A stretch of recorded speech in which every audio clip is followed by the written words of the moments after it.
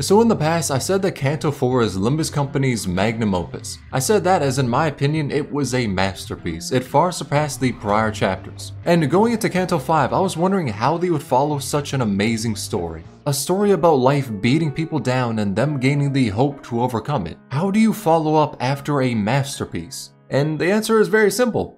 Just make another masterpiece. Canto 5 absolutely blew me out of the water, but prior to this chapter, I was known to, talk a lot of shit about Ishmael. Now in my defense, all of that was absolutely justified because we knew nothing of her character as she spoke like 3 lines up until Canto 4. And in that, she brought her total line count up to 8. And because of this, nobody really had an idea of how she was or what her story was meant to be. The only big glimpse we got was in 4.5, but even then, nobody really understood why Ishmael was acting the way she was. Though in Canto 5, we finally got to see Ishmael for who she is and what her story represents. And her story is beautiful. It's a story of hate, obsession, and revenge. Yet, it's also a story about one's dreams, future, and meaning in life. And the message behind it is something I believe everyone needs to hear. Though, to explain this story, we need to start at the beginning of it. Ishmael grew tired of her life, all the endless tests to get certificates to then get a job and hopefully be part of one of the wings. All of this to live a fulfilling life, to have done something important, to have purpose. Much like how many people enter college not because they have a particular dream in what they're doing, but because that's what's expected of them. That's life. Enter college, get a degree, then go into the workforce. Some have aspirations tied to that, like getting their dream job, whilst others find they need to do that so they can live a fulfilling life, to get a well-paying job and contribute to society. Even if that job is something you dislike, many find the need to do that, either from expectations their family has of them or so they can feel like their life wasn't wasted, so they can have purpose. However, Ishmael found no future in the path she was headed, so she quit, against the advice of everyone.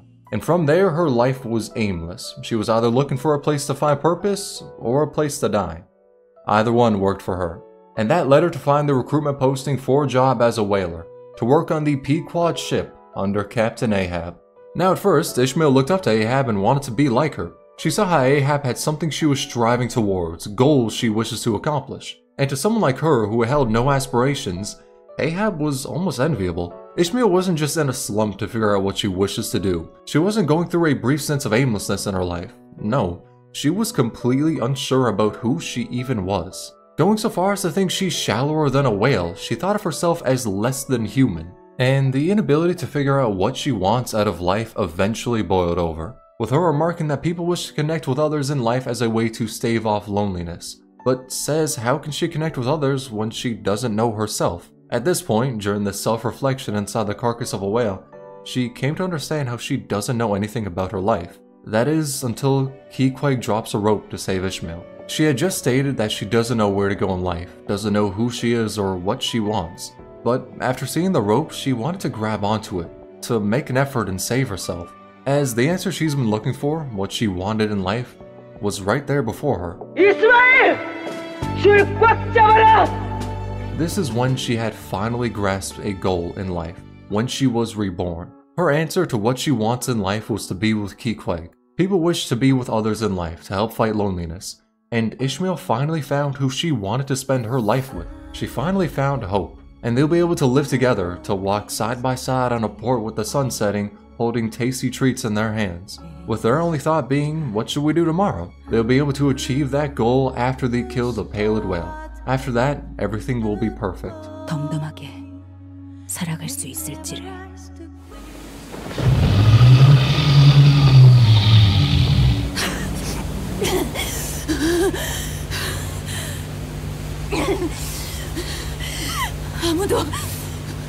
아무도 없어요.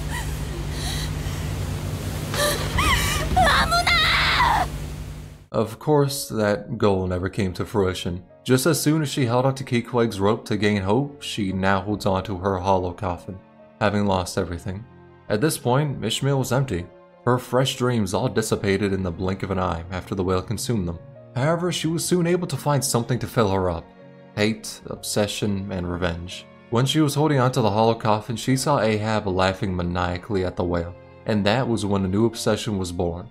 The want to kill Ahab, the person who took everything from her. And that is how she was when she entered Limbus Company. Her reason for entering was to kill Ahab, nothing else mattered to her at that point. Which is why she never got close to the sinners. The reason she barely talked at all was because nothing else mattered to her. Her purpose was to kill Ahab, her future was barely an afterthought. And we easily see this in the beginning parts of Canto 5. The sinners remark how it would be dangerous to kill a member of the Twin Hook Pirates, as it would endanger the hostage and make an enemy of a syndicate. Yet she stabs a member through the face anyway. After all, what does the future matter as long as she can achieve her goal? Hell, even after going to the base of the Twin Hooks, she mentions Keyquake, and sees their shocked reaction, wanting to know how she knows her and where to find her. Which means she knows they have connections to the middle. After all, why would they know about someone who ran away from the middle years ago? It doesn't make any sense for a group completely unaffiliated with them to have that knowledge or care about it. Which means she knows how dangerous it would be to fight them at their base, as it would guarantee her name would be written in the book. But she does so anyway, as it's for the sake of her goal. It doesn't matter if the middle will eventually meet her and kill her, as long as it's after Ahab's death, she's okay with it. However, there is one person who cares for Ishmael's life after her obsession: Dante. In the story, Dante hasn't really done much. That's mainly due to their amnesia, but for the most part, in the prior cantos, they were just overseeing the character's story and growth. Except for chapter 2, there wasn't really any growth to oversee there. However, in chapter 5, Dante actually takes center stage. They're trying to save Ishmael, save her from herself, from the person she's becoming. We see Dante go so far as to jump in front of Ishmael's spear, her future being their concern. The thing with Dante is, they're a mirror to how Ishmael was before she wanted to kill Ahab. Ishmael wanted to find a sense of belonging in the Pequod crew, and Dante looks to find that in Limbus Company. Just like how Ishmael spent time thinking of her future with her crew, Dante does the exact same. Due to amnesia, they have no particular aim in life, which is why they're trying to build connections to the sinners. Some are already really close, Yi Song being a prime example, whilst others are only drifting further, like Ishmael. Dante is who she was before her dream was ripped away, while Ishmael is currently becoming something different. She's turning into Ahab. Captain Ahab is obsessed with the whale. At every single moment she is thinking about killing it. The obsession has grown so much to where it even consumes her sleep. Nothing else matters but the hunt for the pallid whale. We even see her set up a scenario where a member of her crew turns into a mermaid so they can be a compass that points to the whale. She doesn't care about them at all. Ahab views her crew as tools she can use to achieve her goal. When her crew's morale is sinking low, she gaslights them into thinking that sacrifice is for the greater good, so they can kill the source of all evils, the whale. And when that's done, everyone can have their dream achieved. That's when everything can change for the better. She says all this, everything her crew wishes to hear.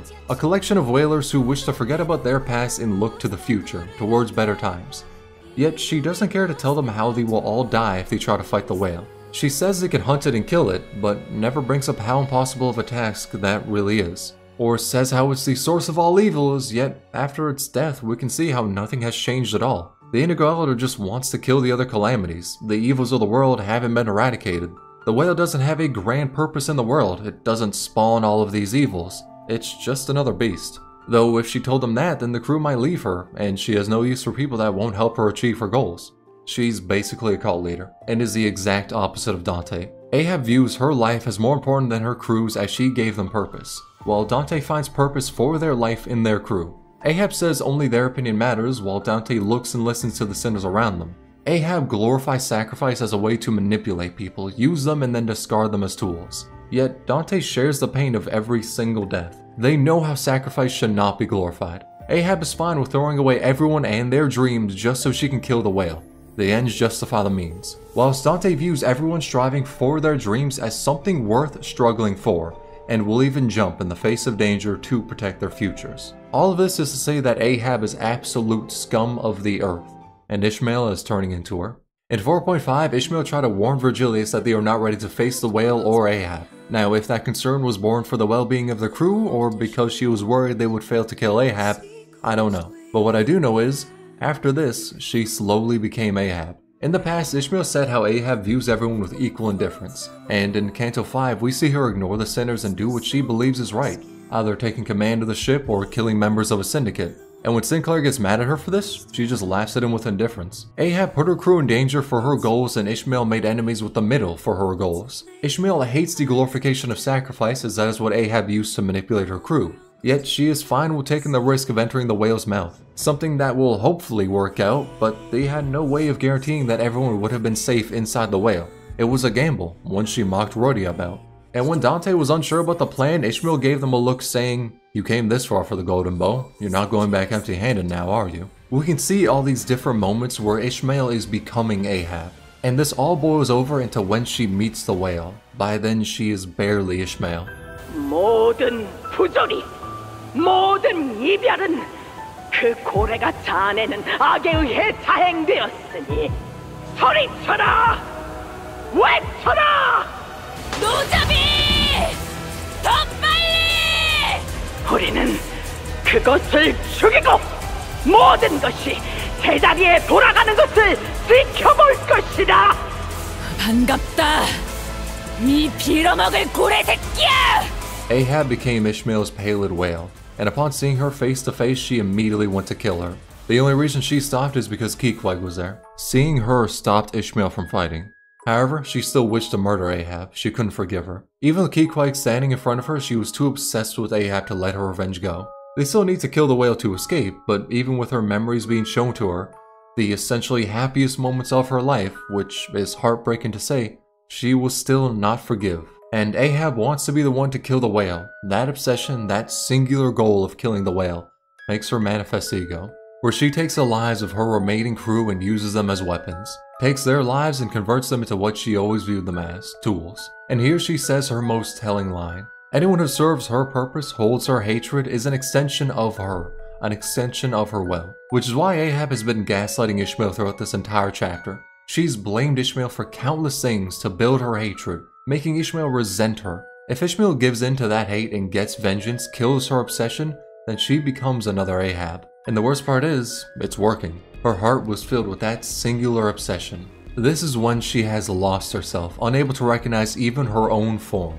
Just like in the carcass of the whale, where she didn't know what makes her, when, as a person, she was completely lost. However, just like with the whale, there was someone to help her out of it. Someone who cares about her. 뭐하냐? 나와. And it's not just Heathcliff either. Dante stands in her way too, to save Ishmael from becoming Ahab. 이번에도 내 앞을 가로막는군요. 단테, 왜 그러는 거예요? 왜 계속 저를 막아요? 왜 계속 시계를 돌려주는 거예요? 그래서 당신이 뭘 얻는다고? 그렇게 좋게 넘어가려는 듯이 착한 척하면 속이 편해요. Dante tells Ishmael what she desperately needs to hear. That not everyone in life has their path figured out. That people can still take time to search for it. And in so doing, we might let other people steer us towards our meaning. But we still need to be the captain of our own life. We still need to be in control. Ahab wants to make Ishmael her, one and the same, with a purpose to kill their obsession. Afterwards, their lives will have no meaning, nothing more to wish for. Ishmael originally wanted to be like her, to have an aim in life. She followed Ahab as she didn't know what her life would have been without following her orders. She never took her own path in life. Then, after her dreams crumbled before her, she blamed Ahab for it all. The new purpose being to kill her. From the beginning, where she followed orders to take tests and get a good job. Then later, when she was made to harbor the same desire of killing the whale, for it to only twist into killing Ahab, she never followed her own dream.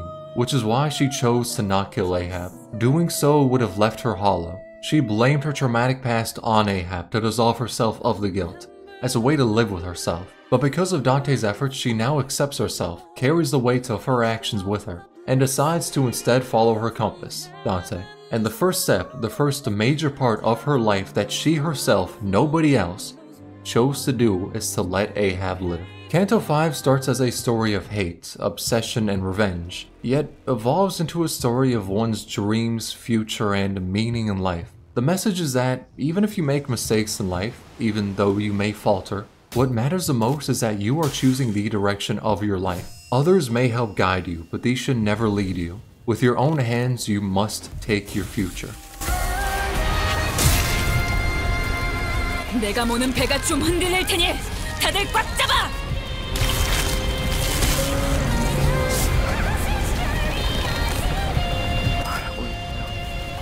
내가 가고 싶다.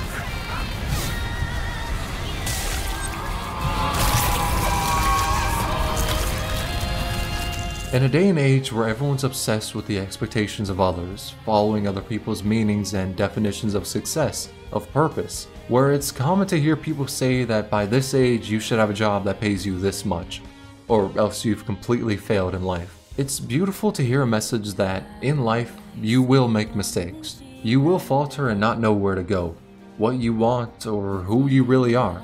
That is life. With time, you will meet people you can trust in, people who will guide you down the right path. But what matters the most is that you take hold of your life, that no one or nothing else can control you. Originally, Ishmael hated the sinners, was just with them so she could kill Ahab and be done with her life. She treated the sinners poorly, manipulated them, hell, even tried to kill them, because she let someone else control her. That doesn't absolve her of any wrongdoings or guilt. After all, she still allowed that to happen, so she needs to hold the weight of her actions. But now, no one will control her life except for her.